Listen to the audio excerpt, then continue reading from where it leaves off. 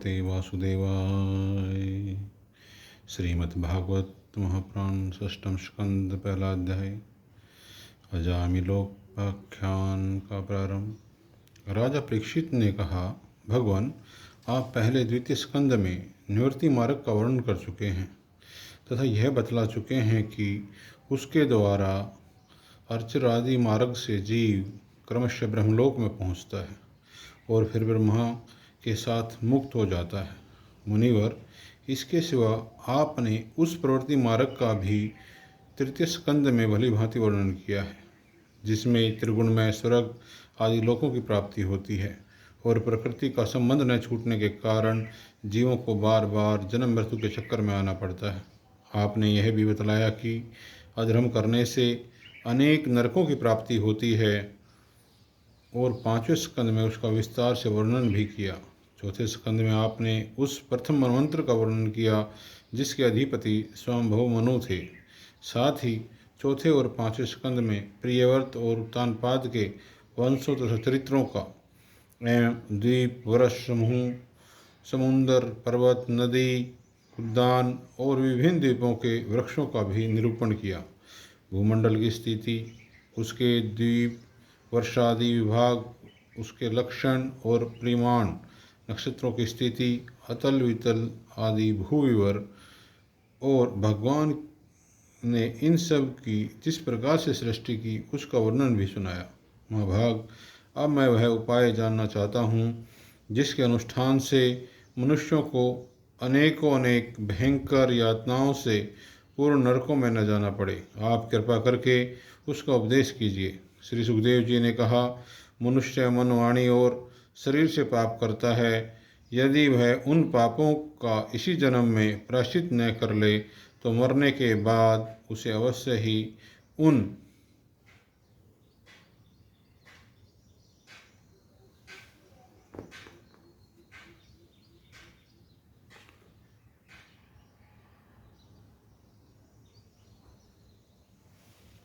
भयंकर यातनापूर्ण नरकों में जाना पड़ता है, जिसका वर्णन मैंने तुम्हें पांचवें स्कंद के अंत में सुनाया है।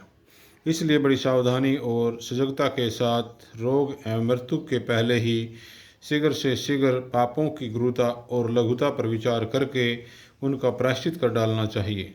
जैसे मर्मज्ञ चिकित्सक रोगों का कारण और उसकी गुरुता लघुता जानकर झटपट उनकी चिकित्सा कर डालता है। राजा परीक्षित ने पूछा, भगवान, मनुष्य राजदंड, समाजदंड आदि लौकिक और शास्त्रोक्त नरगमन आदि पारलौकिक कष्टों से यह जानकर कि पाप उसका शत्रु है, पाप वासनाओं से विवश होकर बार बार वैसे ही कर्मों में प्रवृत्त हो जाता है। ऐसी अवस्था में उसके पापों का प्रायश्चित कैसे संभव है? मनुष्य कभी तो प्रायश्चित आदि के द्वारा पापों से छुटकारा पा लेता है, कभी फिर उन्हें ही करने लगता है। ऐसी स्थिति में मैं समझता हूँ कि जैसे स्नान करने के बाद धूल डाल लेने के कारण हाथी का स्नान व्यर्थ हो जाता है, वैसे ही मनुष्य का प्रायश्चित करना भी व्यर्थ ही है। श्री सुखदेव जी ने कहा, वस्तुतः कर्म के द्वारा ही कर्म का निर्बीज नाश नहीं होता, क्योंकि कर्म का अधिकारी अज्ञानी है। अज्ञान रहते पाप वासनाएं सर्वथा नहीं मिट सकती। इसलिए सच्चा प्रायश्चित तो तत्वज्ञान ही है। जो पुरुष केवल सुपथ का ही सेवन करता है उसे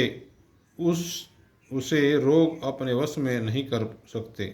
वैसे ही परीक्षित, जो पुरुष नियमों का पालन करता है वह धीरे धीरे पाप वासनाओं से मुक्त हो कल्याणप्रद तत्वज्ञान प्राप्त करने में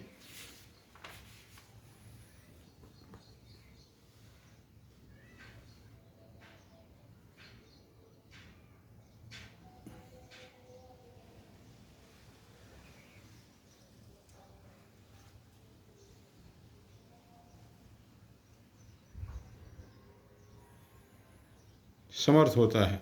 जैसे बांसों के झुरमुट में लगी आग बांसों को जला डालती है, वैसे ही धर्मज्ञ और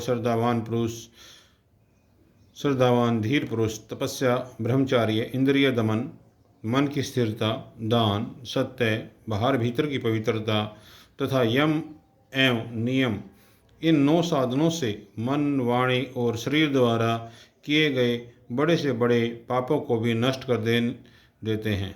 भगवान की शरण में रहने वाले भक्तजन जो विरले ही होते हैं, केवल भक्ति के द्वारा अपने सारे पापों को उसी प्रकार भस्म कर देते हैं जैसे सूर्य कोहरे को। परीक्षित, पापी पुरुष की जैसी शुद्धि भगवान को आत्मसमर्पण करने से और उसके भक्तों का सेवन करने से होती है, वैसी तपस्या आदि के द्वारा नहीं होती। जगत में यह भक्ति का पंथ ही सर्वश्रेष्ठ है, भय रहित और कल्याण स्वरूप है, क्योंकि इस मार्ग पर भगवत प्रायण सुशील साधुजन चलते हैं। परीक्षित, जैसे शराब से भरे घड़े को नदियाँ पवित्र नहीं कर सकती, वैसे ही बड़े बड़े प्रायश्चित बार बार किए जाने पर भी भगवदाधिमुख मनुष्य को पवित्र करने में समर्थ हैं। जिन्होंने अपनी गुणानुरागी मन मधुकर को भगवान श्री कृष्ण के चरणारविंद मकरंद का एक बार पान करा दिया, उन्होंने सारे प्रायश्चित कर लिए। वे स्वप्न में भी यमराज और उसकी पासधारी दूतों को नहीं देखते, फिर नरक की तो बात ही क्या। परीक्षित, इस विषय में महात्मा लोग एक प्राचीन इतिहास कहा करते हैं। उसमें भगवान विष्णु और उसके यमराज के दूतों का संवाद है। तुम मुझसे उसे सुनो। कान्यकुब्ज नगर कन्नौज में एक दासीपति ब्राह्मण रहता था। उसका नाम था अजामिल। दासी के संसर्ग से दूषित होने के कारण उसका सदाचार नष्ट हो चुका था। वह पतित कभी बटोहियों को बांधकर उन्हें लूट लेता, कभी लोगों को जुए में छल से हरा देता, किसी का धन धोखाधड़ी से ले लेता तो किसी का चुरा लेता। इस प्रकार अत्यंत निंदनीय वृत्ति का आश्रय लेकर वह अपने कुटुंब का पेट भरता था और दूसरे प्राणियों को बहुत ही सताता था। परीक्षित, इसी प्रकार वह वहाँ रहकर दासी के बच्चों का लालन पालन करता रहा। इस प्रकार उसकी आयु का बहुत बड़ा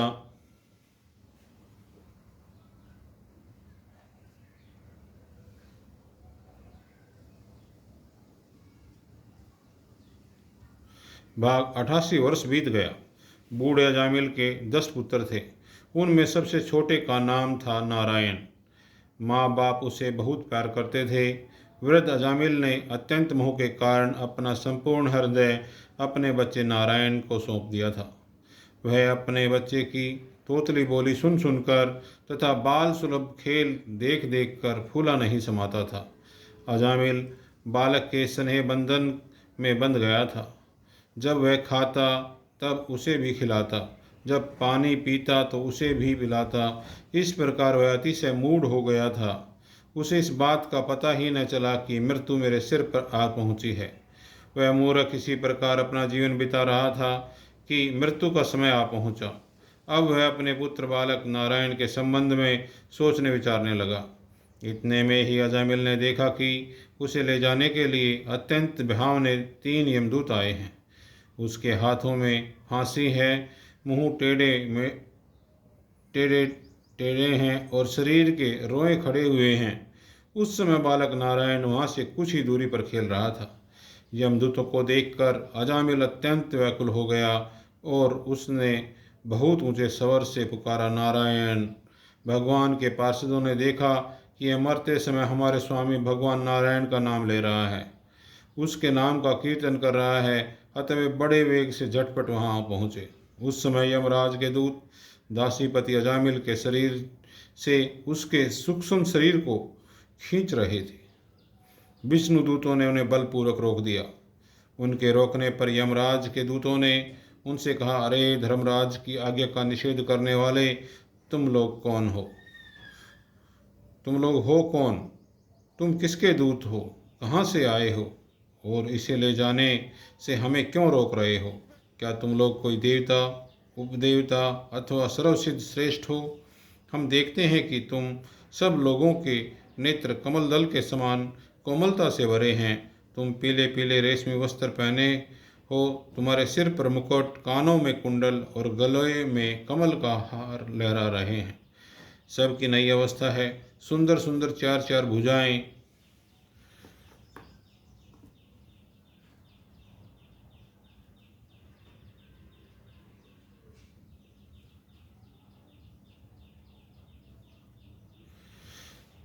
चार चार भुजाएं हैं, सभी के करकमलों में धनुष, तरकस, तलवार, गदा, शंख, चक्र, कमल आदि सुशोभित है।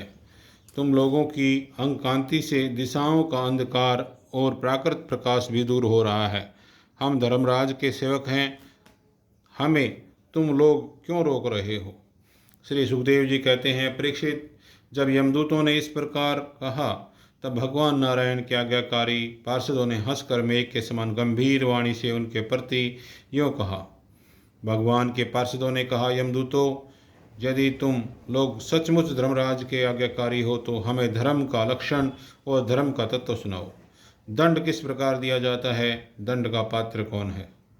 मनुष्यों में सभी पापाचारी दंडनीय हैं अथवा उनमें से कुछ ही? यमदूतों ने कहा, वेदों ने जिन कर्मों का विधान किया है वे धर्म, और जिनका निषेध किया है वे अधर्म हैं। वेद स्वयं भगवान के स्वरूप हैं, वे उनके स्वाभाविक श्वास प्रश्वास एवं स्वयं प्रकाश ज्ञान है, ऐसा हमने सुना है। जगत के रजों में, सतों में और तमों में सभी पदार्थ, सभी प्राणी अपने परमाश्रय भगवान में ही स्थित रहते हैं। वेद ही उनके गुण, नाम, कर्म और रूप आदि के अनुसार उनका यथोचित विभाजन करते हैं। जीव शरीर अथवा मनोवृत्तियों से जितने कर्म करता है उसके साक्षी रहते हैं।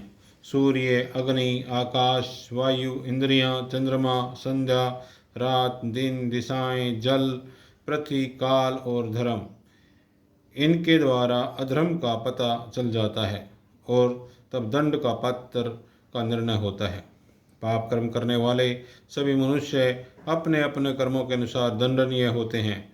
निष्पाप पुरुषों जो प्राणी कर्म करते हैं उनका गुणों से संबंध रहता ही है, इसलिए सभी के कुछ पाप और कुछ पुण्य होते ही हैं, और देहवान होकर कोई भी पुरुष कर्म के बिना रह ही नहीं सकता। इस लोक में जो मनुष्य है जिस प्रकार का और जितना अधर्म या धर्म करता है वह परलोक में उतना ही वैसा ही फल भोगता है। देव श्रोमणियों, सत्व, रज और तम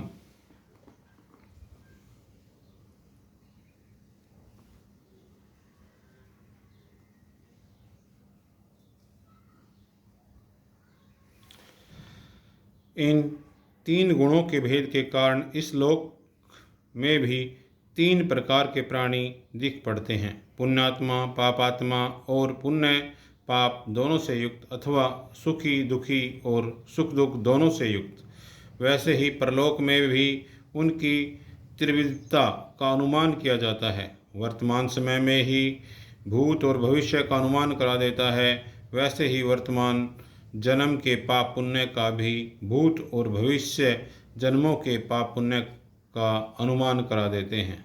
हमारे स्वामी अजन्मा भगवान सर्वज्ञ यमराज सबके अंतःकरणों में ही विराजमान हैं, इसलिए वे अपने मन से ही सबके पूर्व रूपों को देख लेते हैं। वे साथ ही उनके भावी स्वरूप का भी विचार कर लेते हैं।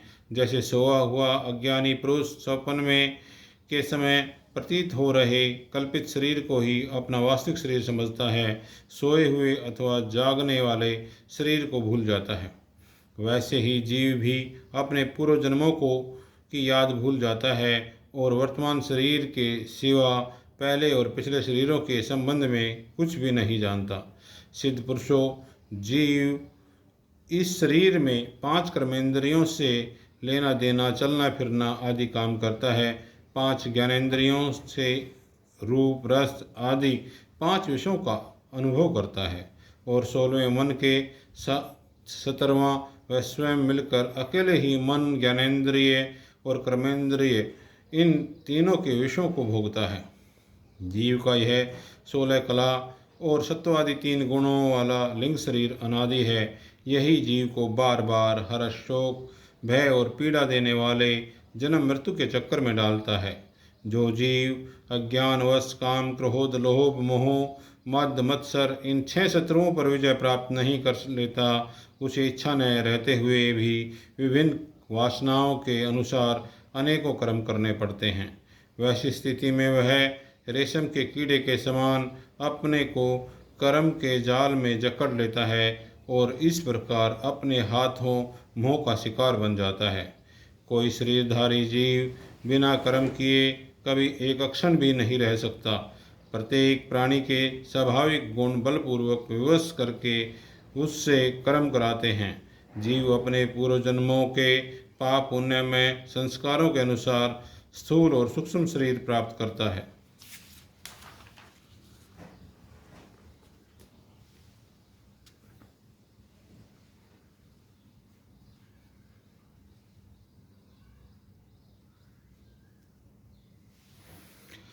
उसकी स्वाभाविक एवं प्रबल वासनाएं कभी उसे माता के जैसा स्त्री रूप बना देती हैं, तो कभी पिता जैसा पुरुष रूप। प्रकृति का संसर्ग होने से ही पुरुष अपने को अपने वास्तविक स्वरूप के विपरीत लिंग शरीर मान बैठता है। यह विपर्य भगवान के भजन से शीघ्र ही दूर हो जाता है। देवताओं, आप जानते ही हैं कि यह अजामिल बड़ा शास्त्रज्ञ था। शील, सदाचार और सद्गुणों का तो यह खजाना ही था।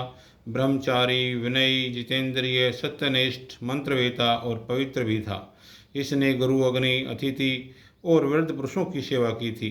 अहंकार तो इसमें था ही नहीं।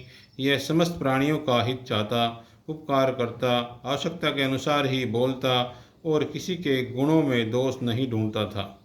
एक दिन यह ब्राह्मण अपने पिता के आदेशानुसार वन में गया और वहाँ से फल फूल, समीधा तथा कुश लेकर घर के लिए लौटा। लौटते समय इसने देखा कि एक भ्रष्ट शूद्र, जो बहुत कामी और निर्लज है, शराब पीकर किसी वेश्या के साथ विहार कर रहा है। वेश्या भी शराब पीकर मतवाली हो रही है। नशे के कारण उसकी आंखें नाच रही हैं। वह अर्धनग्न अवस्था में हो रही है।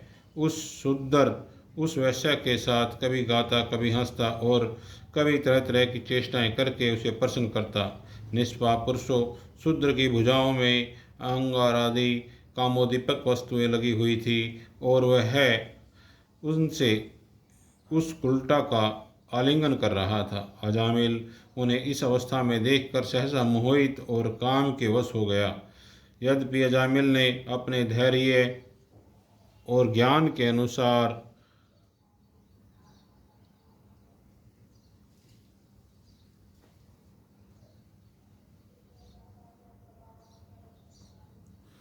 अपने काम वेग से विचलित मन को रोकने की बहुत चेष्टाएं की, परंतु पूरी शक्ति लगा देने पर भी वह अपने मन को रोकने में असमर्थ रहा।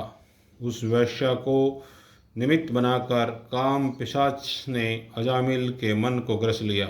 इसकी सदाचार और शास्त्र संबंधी चेतना नष्ट हो गई। अब यह मन ही मन उसी वैश्या का चिंतन करने लगा और अपने धर्म से विमुख हो गया। अजामिल सुंदर सुंदर वस्त्र, आभूषण आदि वस्तुएं जिनसे वह प्रसन्न होती ले आता। यहाँ तक कि इसने अपने पिता की सारी संपत्ति देकर भी उसी कुल्टा को रिझाया। यह ब्राह्मण उसी प्रकार की चेष्टा करता जिससे वह वैश्य प्रसन्न हो। उस स्वच्छंदचारिणी कुल्टा की तिरछी चितवन से इसके मन को ऐसा लुभा लिया कि इसने अपनी कुलीन नवयुवती और विवाहिता पत्नी तक का परित्याग कर दिया। इसके पाप की भी भला कोई सीमा है? यह कुबुद्धि न्याय से अन्याय से जैसे भी जहाँ कहीं भी धन मिलता वहीं से उठा लाता। उस वैश्य के बड़े कुटुंब का पालन करने में व्यस्त रहता। इस पापी ने शास्त्राज्ञा का उल्लंघन करके स्वच्छंद आचरण किया। यह सत्पुरुषों के द्वारा निंदित है।